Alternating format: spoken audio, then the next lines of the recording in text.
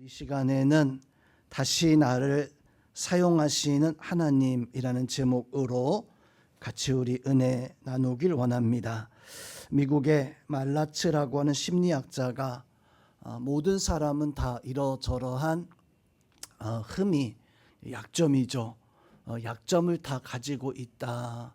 약점 없는 사람은 사실 좀 없는 것 같아요. 다 약점이 있는데 그 중에 95% 100명 중에 거의 대부분의 사람들이 그 약점을 열등감으로 생각하고 감추고 큰 약점이든 작은 것이든지 간에 그것 때문에 감추고 부끄러워하고 그것 때문에 열등감을 느끼면서 이렇게 살아간다라고 합니다.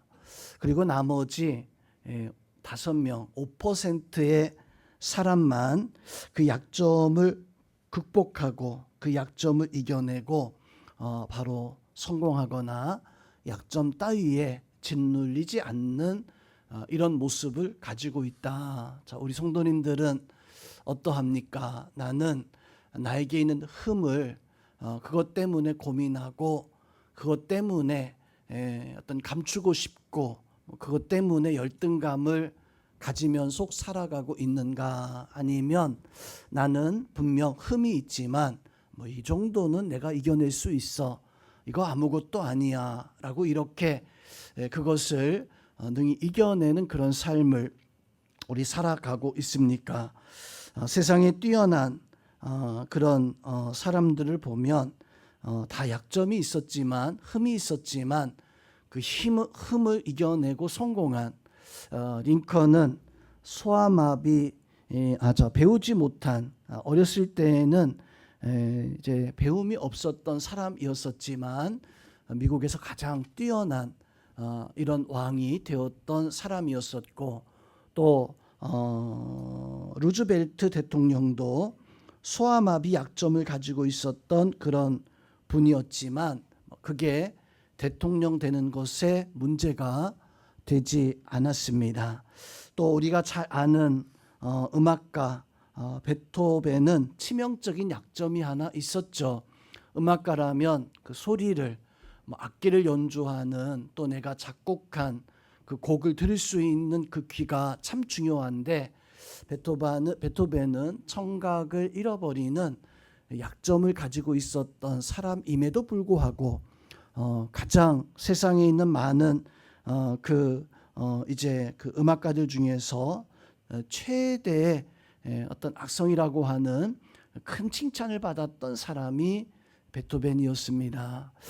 우리 생각에는 듣지도 못하는 사람이 어떻게 음악을 할 수 있어라고 이렇게 생각할 수 있을 텐데 이걸 뛰어넘는 게 아니라 성공해 버리는 또 맨발의 마라토너라고 불리던 아베베 올림픽에서 2번을 금메달로 연패했었던 참 대단한 기록이죠. 한 번 금메달 따는 것도 참 힘든데 2번이나 그렇게 금메달을 땄다라고 하는 참 대단한 업적을 이루었습니다. 아베베가 금메달을 딸 때 계급이 군인이었다고 합니다. 이등병, 이제 갓 군대에 들어간 이등병이었었는데 그 금메달 딴 것으로 말미암아 중인가요?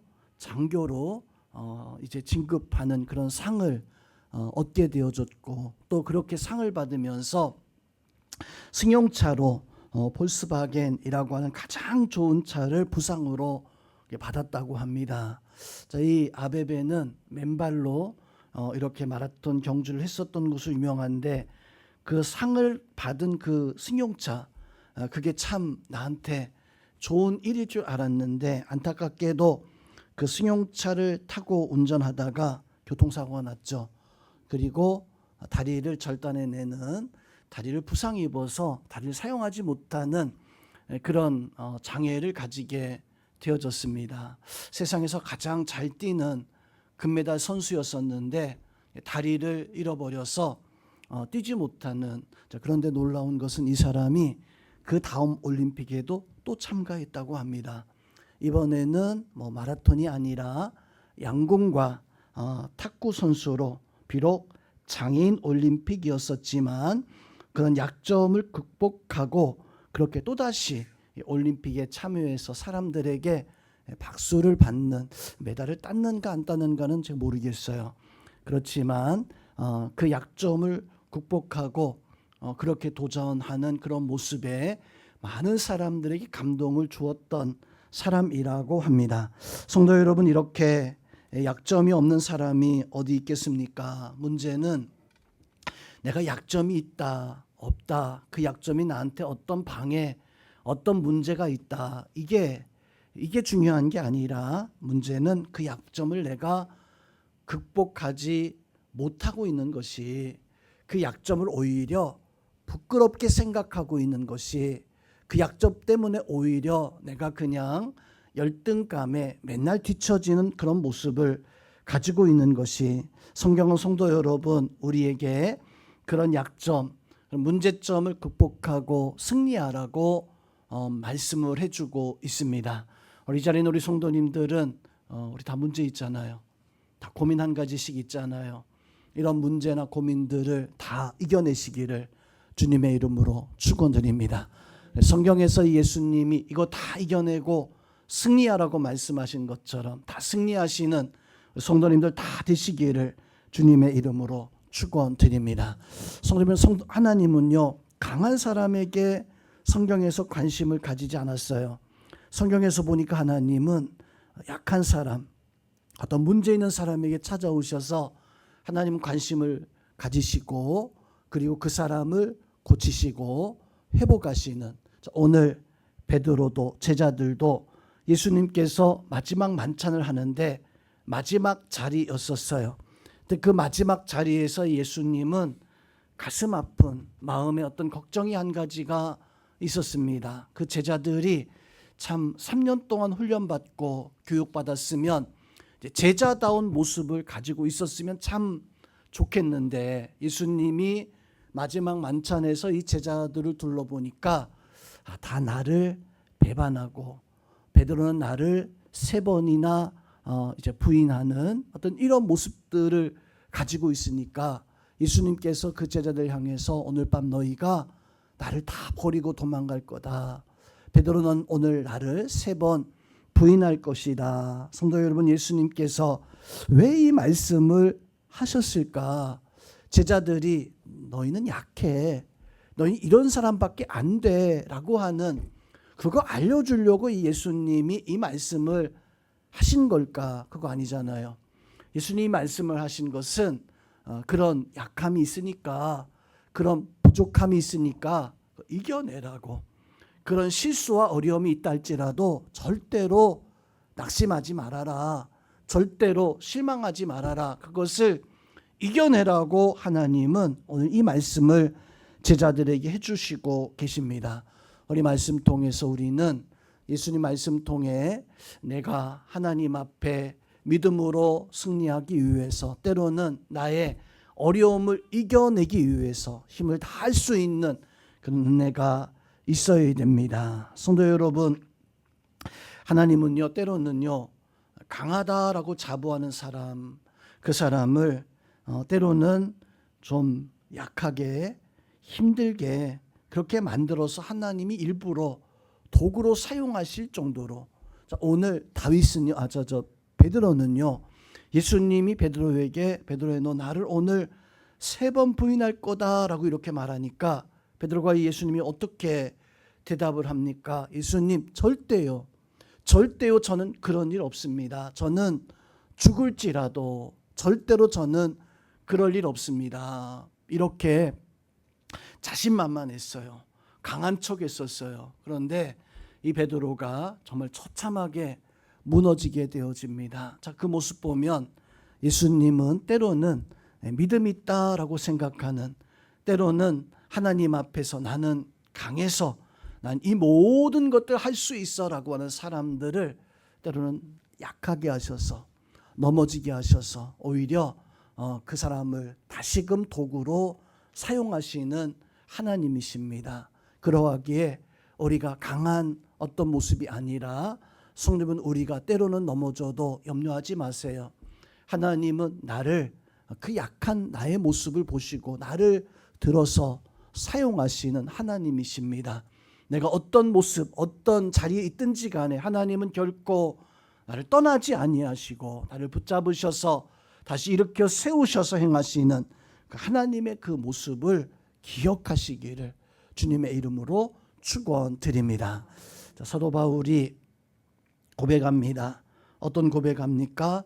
나 육체의 가시를 가지고 있다. 난 육체의 가시를 가지고 있다. 사도 바울은 사실 참 대단히 굉장히 참 은혜가 있었던 사람이었습니다. 기도하면 병자가 또 귀신이 떠나가고 또 어떤 말씀의 권세를 당대 어떤 제자보다도 뛰어난 말씀의 권세를 가지고 있었던 그런 사람이 바로 사도 바울이었었어요. 그러니까 사도 바울이 어디를 가든지 간에 복음을 전할 때 거기에 항상 하나님의 교회가 세워지고 어떤 귀신, 어떤 질병이라 할지라도 바울이 기도했을 때 하나님의 능력과 하나님의 역사가 반드시 나타나는 그런 은혜가 있었습니다. 그래서 바울은요, 하나님 앞에 기도했어요. 하나님, 내 육체에 가시가 있는데 육체의 가시 때문에 힘듭니다.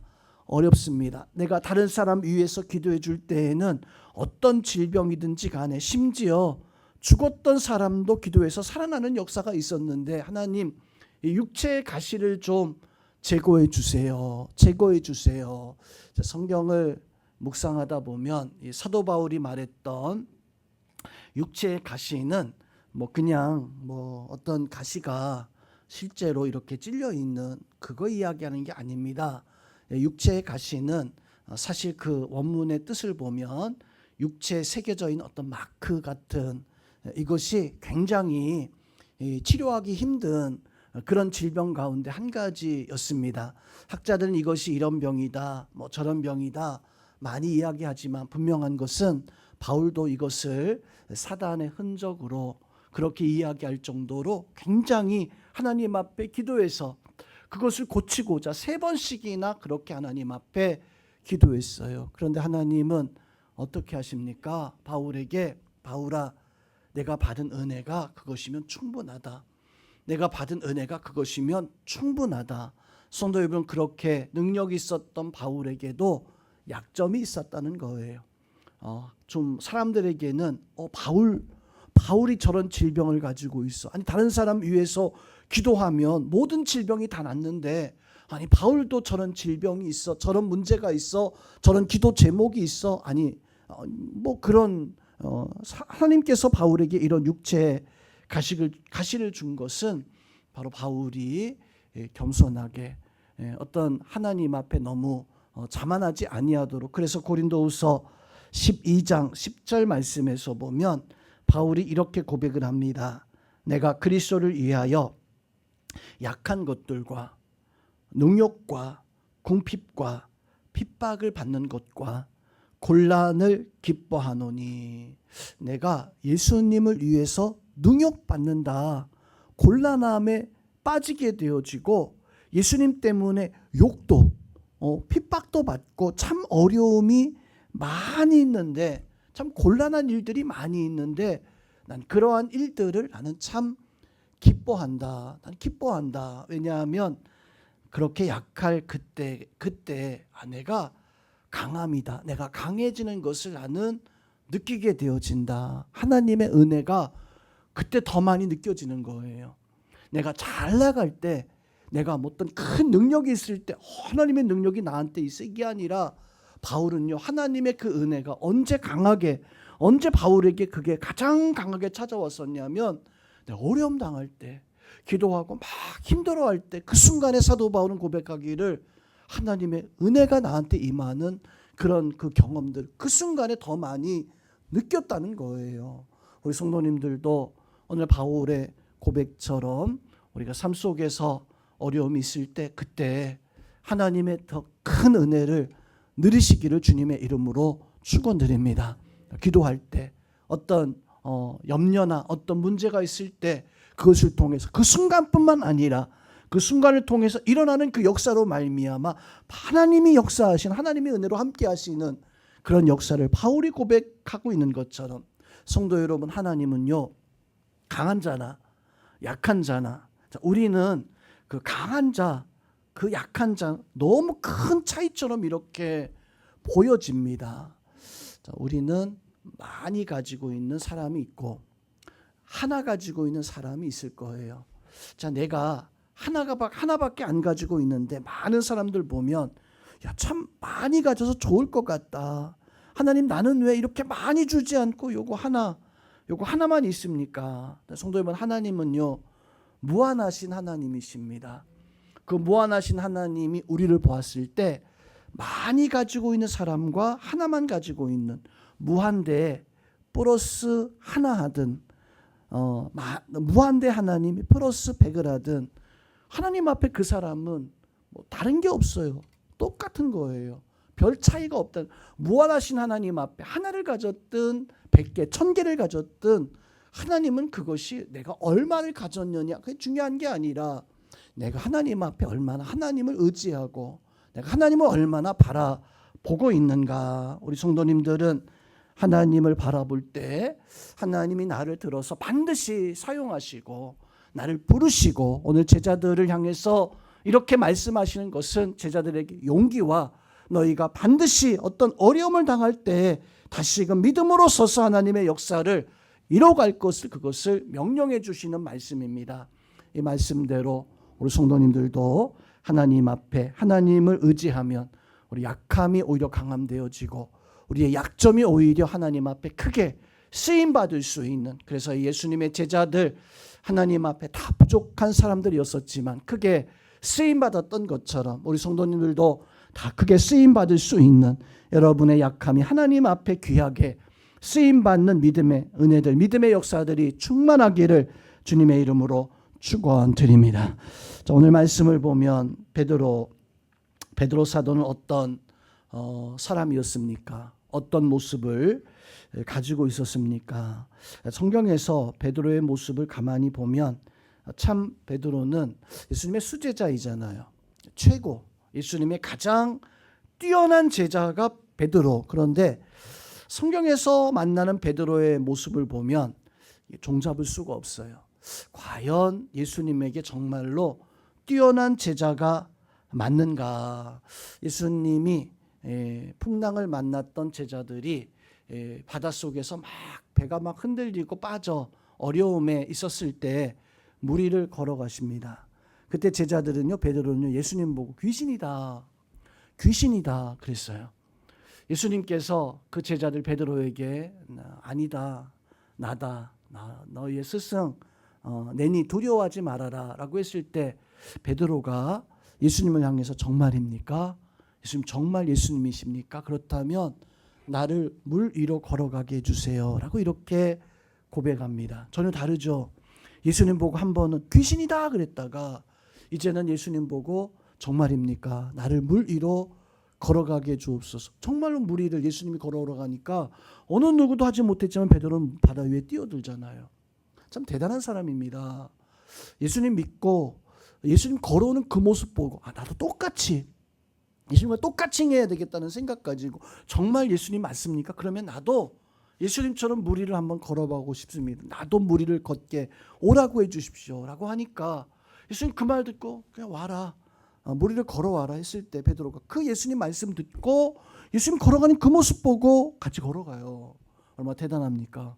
예수님 모습 그대로 행하고자 하는 베드로의 그 모습. 그런데 잠깐뿐이었었어요. 그 모습 지나자마자 바다를 보니까 순간에 드는 생각이, 예수님 본 게 아니라 바다를 보니까 순간에 드는 생각이 내가 물 위에 떠 있네. 겁이 질려서 갑자기 그냥 두려움이 찾아왔을 때 물에 빠져서 살려달라고. 그 순간 얼마나 막 확확 바뀌어요. 귀신이라고 했다가 예수님 맞습니까? 물 위를 걸어가게 해주세요. 또 배에 물에 빠져가지고 막 허우덕대는 그런 모습들. 또 베드로 사도는요, 예수님의 가장 큰 칭찬을 받은 그날, 예수님의 가장 못된 제자들보다 가장 칭찬받았던 그날, 제자들이 한 번도 듣지 못한 가장 큰 책망을 받기도 했었던, 예수님이 제자들에게 사람들이 나를 누구라고 하느냐라고 이렇게 물어봤을 때 제자들 누구라고 합니다. 누구라고 합니다. 누구라고 합니다. 그럼 너희는 누구라고 하느냐라고 했을 때 제자들은요. 뭐지? 어떻게 대답해야 되지? 하고 있을 그때 베드로는 주는 그리스도시요 살아계신 하나님의 아들이십니다. 예수님 그 말씀 듣고요. 너무나 좋으셨어요. 너무나 기뻐했어요. 그래서 베드로에게 그게 답이다. 그게 정답이다. 그 믿음대로 너는 반석 위에 내 교회 하나님의 교회를 세우리니 하나님이 너에게 천국 열쇠를 주겠다. 내가 땅에서 묶고자 하면 하늘에서도 묶일 것이고 땅에서 풀고자 하면 하늘에서 풀리리라. 얼마나 큰 축복입니까? 얼마나 놀라운 복의 그 말씀을 듣습니까? 예수님의 제자들 어느 누구도 어느 사람도 예수님을 향해서 그런 고백을 하지 못해서 베드로 사도만 주는 그리스도시요 살아계신 하나님의 아들이십니다. 그 말 듣고 베드로에게 하나님이 너에게 천국 열쇠 내 교회를 세울 수 이 반석 위에 하나님의 교회 너 하나님의 교회를 세우라 라는 그런 놀라운 축복의 말씀을 해주셔요. 그 축복의 말씀 해주시고 나서 이 예수님이 내가 지금 가는 길은 바로 그 교회를 세우는 길이다. 제자들이 그렇게 이렇게 영적인 것을 확실하게 이야기하지 않았지만 사실 예수님 말씀하신 것이 그거였었습니다.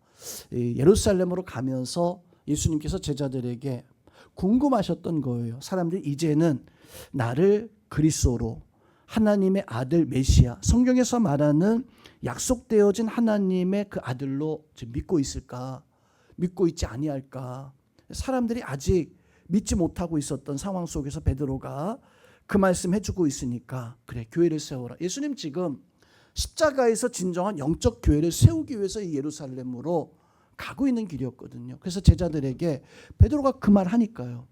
주는 그리스도 살아계신 하나님의 아들이십니다 하니까 예수님께서 제자들에게 이야기해 준 거예요. 말씀해 주신 거예요. 내가 이제 예루살렘으로 가면 고난을 당하고 내가 체포당하고 그리고 사람들에게 매를 맞고 사람들에게 찌찌찌 당하고 십자가에서 내가 죽음을 당하게 될 것이다 라고 하는 것을 사람들에게 제자들에게 그걸 그때서 이제 알려주신 거예요. 그 얘기를 제자들이 듣고 깜짝 놀랐죠. 지금 예수님이 예루살렘 가는 게 유월절 지키러 가는 줄 알았는데 예수님께서 가면 체포당한다. 매질을 당하고 뭐 그렇게 어려움을 고난을 당한다라고 하는 그 말 듣고 제자들이 깜짝 놀랐어요. 그때 베드로가 예수님에게 안 됩니다. 예수님 그러면 안 됩니다. 예루살렘 가면 안 됩니다. 라고 이렇게 가로막아요. 그때 예수님께서 베드로를 향해서 어떤 말씀하십니까? 사단아 나의 뒤로 물러가라. 베드로가 천국의 열쇠를 너에게 줄 테니까 너 반석 같은 교회를 세워라라고 그 말 하자마자 그 다음에 바로 베드로에게 예수님 하셨던 말씀이 무엇이냐면 사단아 물러가라라고 한 종잡을 수 없는 사람이 바로 베드로 사도였었죠. 이렇게 예수님에게 칭찬도 듣고 책망도 듣고 참 문제투성이 같은 모습을 가지고 있었던 사람이 바로 베드로 사도였습니다. 예수님 부활하셨을 때에도 부활하신 것을 제자들이 다 알았어요. 알면서도 베드로가 제자들한테 가시에서 나는 그냥 물고기 잡으러 갈 거야. 먼저 가버려요. 다른 제자들이 베드로 이렇게 쳐다보면서 수제자 베드로가 물고기 잡으러 다 따라서 요한, 야고보, 도마 다 따라서 이 베드로 따라서 물고기 잡으러 가잖아요. 요한복음의 말씀에서 그렇게 말씀합니다. 그래서 예수님이 찾아오셔서 요한의 아들 시몬아 너 정말 나 사랑하냐? 너 정말 나 사랑하냐? 3번씩이나 묻고 나서야 어떻게 됩니까? 마가다라 방으로 다시 돌아오게 되어지는 성도님은 이게 베드로의 종잡을 수 없었던 이런 모습이었습니다. 그런데 그 베드로가 변화되어집니다. 그 베드로가 달라지게 되어져요. 자, 사복음서 마태, 마가, 누가, 요한복음서에 나타나는 베드로의 이 모습은 이런 모습이었었어요. 막 믿음 있는 것 같다가 으쌰으쌰 하다가도 와르르 무너지고 믿음 있는 것 같다가도 그냥 흔들리는 그런 모습들, 실패하는 모습, 그런 모습들이 사복음서에서의 베드로 사도의 모습이었었다면 이제 요한복음 딱 지나서 사도행전에서의 베드로 사도의 모습은 확 달라지게 됩니다. 이전에는 종잡을 수 없는 베드로의 모습이었다면 이제는 하나님 앞에 정말로 충성된 모습으로 살아가는 그런 모습을 보여줍니다. 심지어 사람들이 베드로를 보았을 때 어떤 모습이냐면 사도행전 5장 15절 16절 말씀에서 보니까 베드로가 지나갈 때 사람들이요, 베드로가 지나갈 때 그 그림자라도 내 몸에 스치기를 원하는, 베드로가 지나간다면 막 몰려드는 거예요. 예수님의 제자 베드로는 예수님의 능력이 있고 예수님의 권세가 있고, 그래서 베드로가 싹 지나갈 때 그림자라도 지나갈까, 옷깃이라도 실릴까 해서 어떻게 말씀합니까? 사도행전 5장 15절 16절 보니까 심지어 병든 사람을 메고 거리에 나가 침대와 요를 누이고 베드로가 지나갈 때 혹 그의 그림자라도 누구에게 덮일까 바라고 길가에 누워 있었던 거예요. 병자들이. 왜요? 여기 베드로 사도가 지나가는데 그림자라도 스치면, 그림자라도 지나가면 내 병이 예수님의 은혜 입어서 나을까라고 하는, 이게 미신 같지만 그 당시에는 2000년 전이었습니다. 이 당시에는 이게 어떤 믿음의 한 모습이기도, 오늘날에 하면 조금 좀 이상하게 보이지만 이 당시에는 이게 일종의 의학 같은 그런 모습이기도 했었어요. 또 실제로 성경에서 보면 바로 이제 고침받는, 그래서 16절 보니까 예루살렘 부근에 수많은 사람들도 모여 병든 사람과 더러운 귀신에게 괴로움을 받는 사람들을 데리고 와서 다 나음을 얻었도다.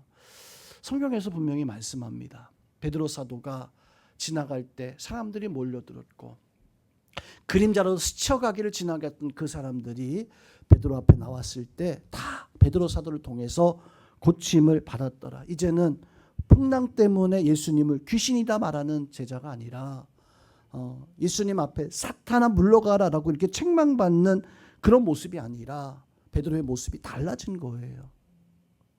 사도행전 12장에 보면 베드로가, 야고보 사도가 그때 칼에 맞아서 죽습니다. 베드로 사도는 감옥에 체포돼 가지고 끌려가서 감옥에서 이제 고난을 당하고 내일이면 죽어야 되는 날이었었어요. 성도 여러분, 그날 밤 내일이면 사형인 것을, 내가 죽어야 되는 것을 안다면 우리 어떨까요? 여러분 어떻겠습니까? 초조해요. 밤이 아마 잠이 오지 않을 거예요. 근데 베드로는 사도행전 12장의 말씀에서 보면 베드로는요 그 밤에 깊이 푹 잠이 듭니다. 잠이 들어요. 왜 잠이 들었을까요?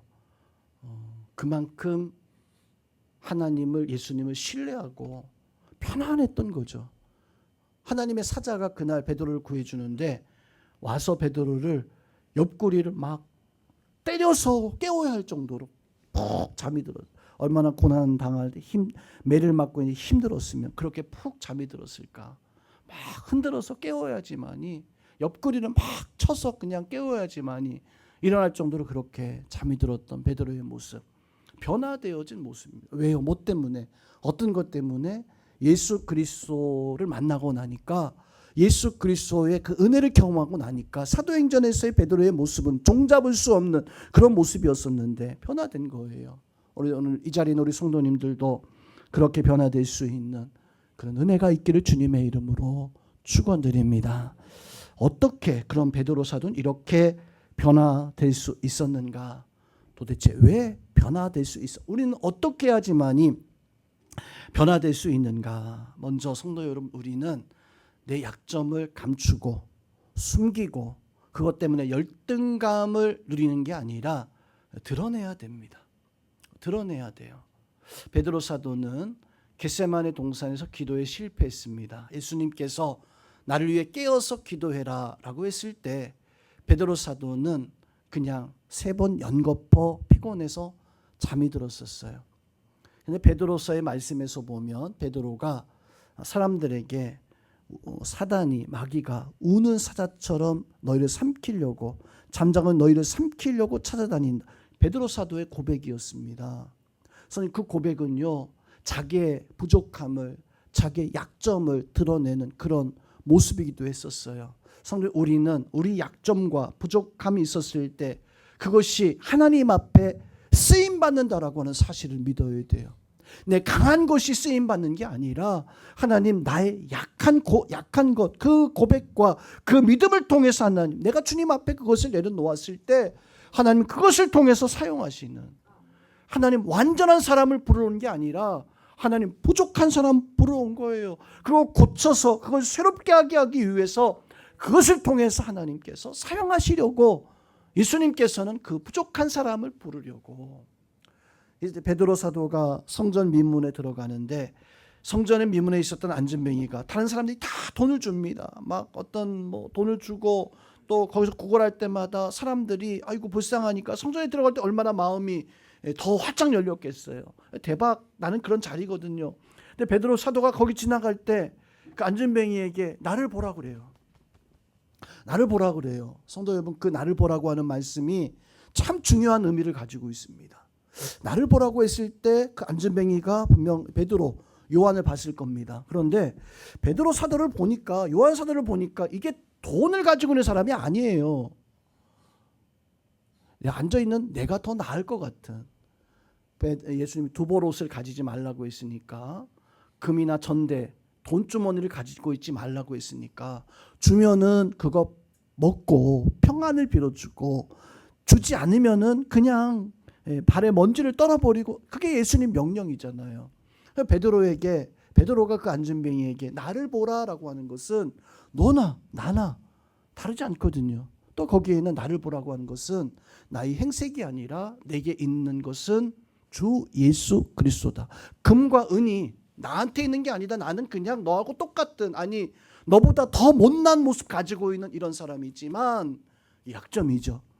자기는 아무것도 가진 것이 없다고 하는 약점. 그런데 아무것도 가지지 못했던 베드로에게 뭐가 있었습니까?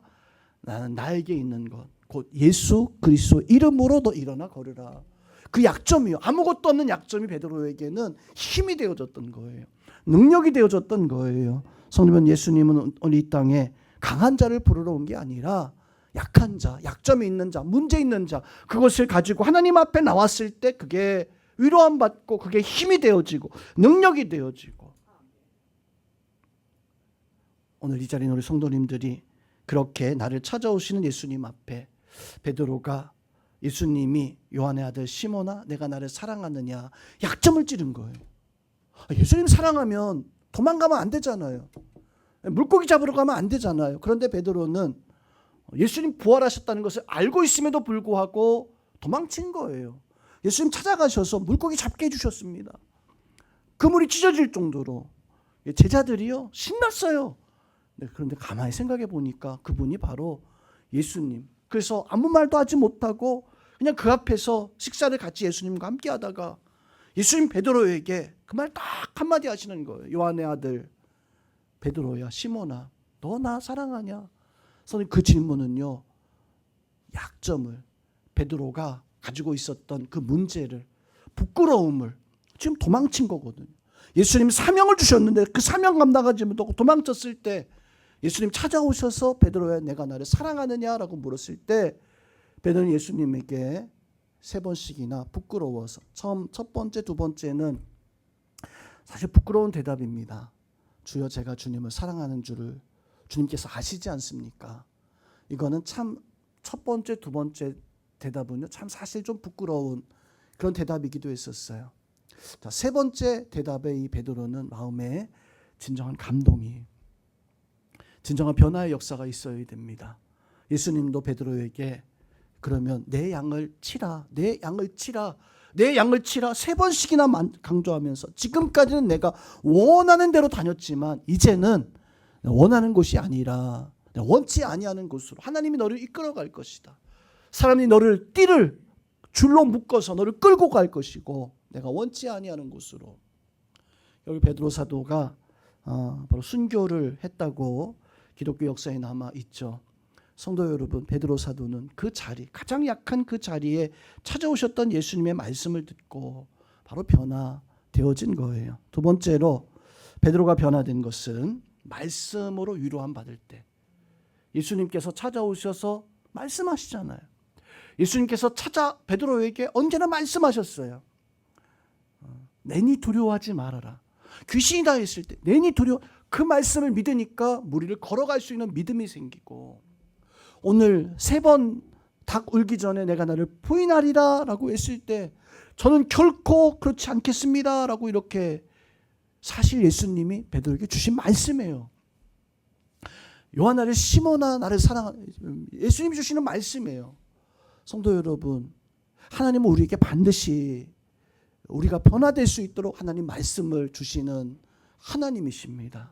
성경을 통해서 그 말씀을 깨닫고 그 말씀을 듣고 그 말씀을 들어야지만이 내가 변화되어 내가 새로워질 수 있고 하나님의 은혜와 능력을 누릴 수 있습니다. 그 은혜가 여러분들 가운데 있기를 주님의 이름으로 축원드립니다. 마지막으로 베드로 사도가 변화된 이유가, 달라진 이유가 무엇인가? 마가다락방에 성령의 역사가 베드로를 달라지게 한 것입니다. 오늘 이 자리에 있는 성도 여러분, 우리가 달라지기 위해선 우리 약함도 하나님 앞에 내려놓아야 되겠고, 주님의 말씀에도 우리가 귀를 기울여야 되겠지만, 무엇보다 성령 하나님의 은혜가 나에게 내 머리부터 발끝까지 임하게 하여 주시옵소서라고 하는 성령의 역사가 임하고, 그것으로 말미암아 변화될 수 있는 성도 여러분, 크리스찬은 변화를 증명하는 사람들이에요. 그냥 내가 예수님 믿는 게 아니라 나는 하나님 믿는 사람이고, 나는 하나님 믿는 사람이기에 나는 달라졌다, 새로워졌다라고 하는 걸, 그걸 증명하는 사람들이 우리예요. 여러분들은 예수님 믿는 신앙을 가지고 세상 속에 내가 달라지고 내가 변화지고 내가 새로워졌다라고 하는 것을 증명할 수 있는 그 은혜와 역사가 오늘 이 자리에 우리 성도님들에게 가득하기를 주님의 이름으로 축원드립니다.